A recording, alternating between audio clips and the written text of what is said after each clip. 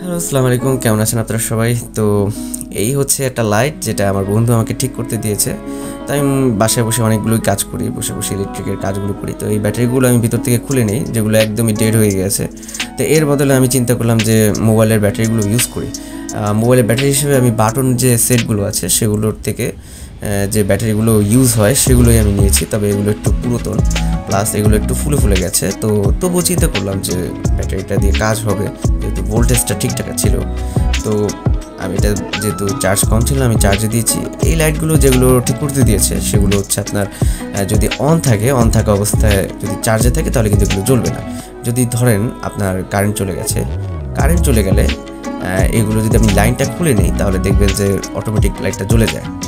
তো এই হচ্ছে লাইটের বৈশিষ্ট্য। তবে আমি যখন চার্জ দিয়ে ফেলে রেখেছি, পরের দিন সকালবেলা উঠে দেখি যে ব্যাটারিগুলো আসলে ডেড হয়ে গেছে। আপনারা দেখতে পাচ্ছেন এই ব্যাটারিগুলো কিন্তু অনেক বেশি ফুলে গেছে। তো এগুলো আসলে আমাদের আর কোনো কাজের না।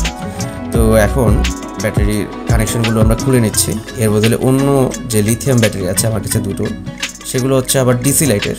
তো ওই ব্যাটারিগুলোতে এখন কানেকশন দিব, দেখতে থাকুন।